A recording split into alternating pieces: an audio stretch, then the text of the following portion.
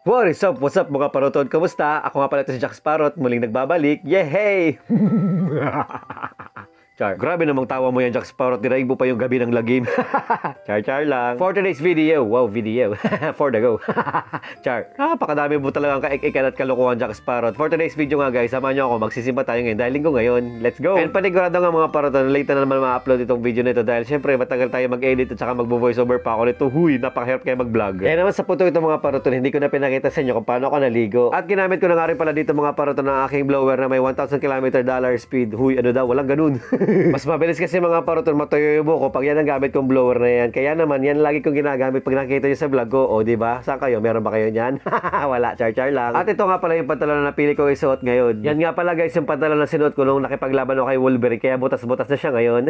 Ganyan din nga pala yung ginawa ko kay Wolverine nung natalo ko siya. Talagang inano ko siya ng belt, sinakal. char lang. At ito nga pala mga paroton yung ginamit kong secret weapon para matalo lang si Wolverine. Ang paamoy na mabahong sapatos. Galing ko, diba? Dahil malapit na nga pala mag alas 6 ng gabi, ay inayos ko na agad itong pantalon ko para itupi dahil sobrang haba niya. Kasing haba nga pala yan ng oras na gusto kita lagi makasama. Huy, walang ganun. Ayan, syempre dahil ayaw ko malit, ayan, tinupi ko na rin yung kabila ng pantalon ko para, syempre, makapagsapatos na ano pang gagawin. Let's go! Huy! Pagkalipas nga mga parto ng 10 taon, tara, nakapagsapatos na rin si Jack Sparrow. Sa wakas, makakalis na rin ako maya-maya. Yehey! Ay, naku, napaka-OA. Magsasapatos lang 10 taon pag inabot. Ay, naku, Jack Sparrow, napakarami mo talaga alam. Oh, wow, grabe. Ang galing ng transition ni Jack Sparrow. Nakakabilib. Magic yun. Grabe. Palakpakan naman kayo dyan, mga paroton. Sus, anong magic doon? Inedit lang naman yun. Kinat-cut lang naman yun. Kaya ganyan ay. Ay, naku. Mga Apple kayo dyan. Mga OA. Eh, di huwag ka maniwala. Ganyan talaga kayo pag mga basher at hater. Kahit nakikita nyo na kung gano'ng kaganda yung ginawa, ayaw yung pera maniwala. Pweh! Char. Kaya naman mga paroton, isa-isa ko lang nilagay sa bag yung mga dadalhin ko. At dahil magbablog nga ako sa pupuntahan ko, is dinala ko na rin itong power bank ko. At syempre, hindi ko na rin kinalimutan itong pamaypay ko na nagbibigay sa akin ng presko at kinhawa. Medyo maalingahot nga ni duman sa pupuntahan ko, kaya ayan, dinara ko na. Wow, nagbiri ko na pati. char lang. And syempre, sinot ko na rin yung face mask ko dahil hindi na ako sanay na hindi lumalabas ng walang face mask. Let's go! At binagtas ko na nga mga paroton ang daang madilim patungo sa liwanag na makikita mo kay Kristo. Huy! Totoo naman talaga yung mga paroton at hindi yung joke. Syempre, hindi tayo magpwedeng mag-joke si Lord na yun eh. Love you, Lord. At nung malapit na ako dito guys sa aking pupuntahan is nakita ko dito yung isang maliit na tindahan. Kaya bumili muna ako ng candy tsaka ng biskwit. Dahil sigurado mga paroton pagdating ko doon maghanap ako ng timo-timoon. Sabi sa Bicol ba? Char. After 5 years nga guys, nakarating na rin ako dito sa Munting Kapilya kung saan ako magsisimba ngayon. Bali may nakasabay nga rin pala ako maglakad dyan, si Bito tsaka si Dudu. Hindi ko lang napakita sa camera kanina. Char. At pumasok na nga ako dito sa Munting Tahanan ng Panginoon kung saan kami magsisimula na maya-maya lamang. Mag-hi ka. Hi guys! Ilalagay ko yan sa vlog. Nanood ka ng vlog ko, yung birthday. At sa puto ito nga mga parotonis, kinakausap ko dyan yung pamangkin ko na si Samsa. Huwag tuwa nga pala guys yung batang yan pag nakita ko nagbablog kasi nanonood din siya ng mga video ko. Anak nga pala siya guys na pinakapanganay kong kuya at siya ang pangatlo sa bunso. At dahil nga hindi pa naman nagsisimula yung misa is ayan, binigyan ko muna yung pamangkin ko pero ayaw niya at kumain na daw siya. Kaya ayan, ako na lang yung magbumukbang dito mag-isa. In-adjust ko nga rin pala dito mga paroton yung camera dahil hindi ko siya makita masyado sa frame. Kaya ayan, tawan-tawa siya at napapangiti. Ang cute kaya ni Samsam. Medyo iyakin lang at tampuin ng batang yan pero mabait naman yan. Sam, pag napanood mo to, shoutout sa'yo. At sa punto yan mga paroton, nagsipagdatingin na nga rin pala yung mga kapatiran namin na galing sa outreach. Yan nga mga paroton, kakaunti pala kami dito sa loob ng aming simbahan. Kaya ayan, hinihintay pa namin yung iba. At ayan, sa wakas, maya-maya nga guys, is nakapagsimula na rin kami. Aba, grabe rin yung hinintay kong pagkatagal na oras bago nagsimula yung misa.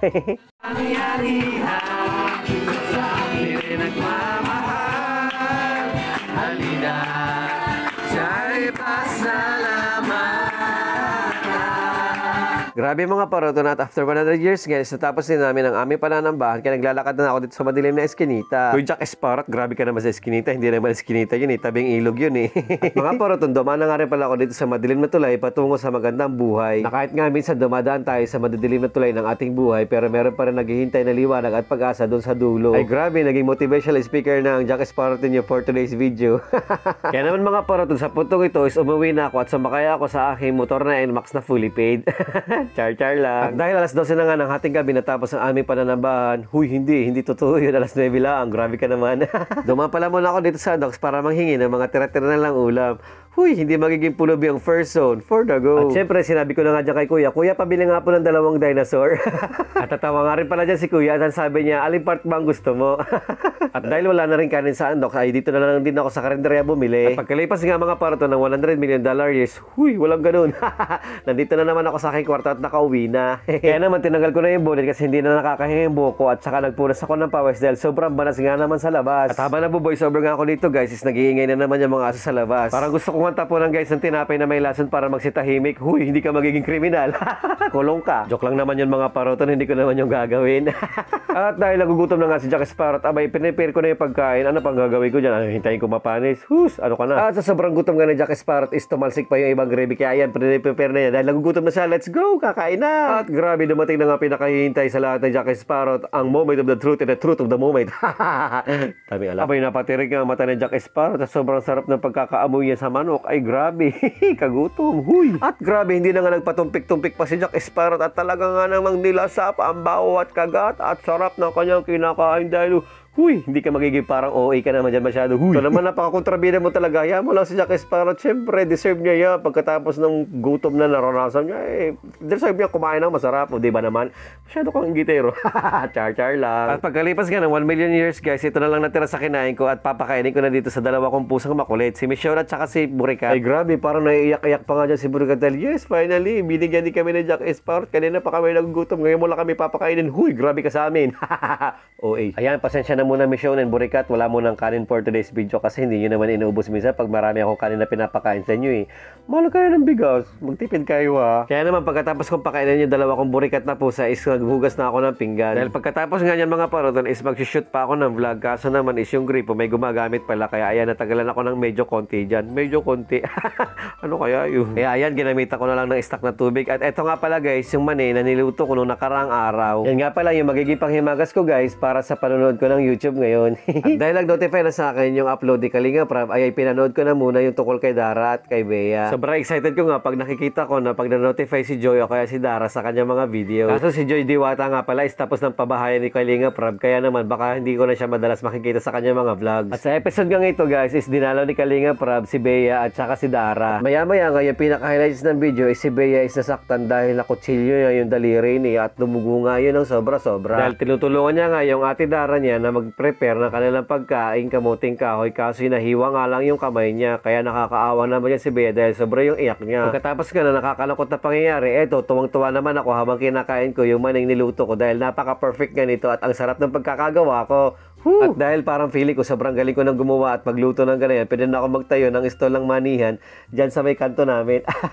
Pwede yun, Jack Sparrow. At pagkatapos ko manood pa ng ibang video sa YouTube is pinanood ko na rin ang aking pinaka-favorite ngayon na One Piece series. Woohoo! Nasa episode 6 or 7 na nga pala ako dito mga paroton, medyo malapit na sa katapusan.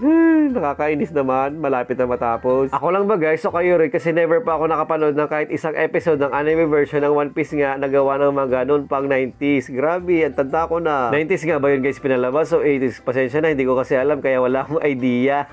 Pero grabe itong live action series, sobrang ganda. Parang naintindihan ko agad yung kwento niya kung saan papunta. Wow, astig. Grabe pati guys ang lupit ng mga special effects tsaka yung mga characters. Wow, bagay na bagay sa kanila yung mga roles nila.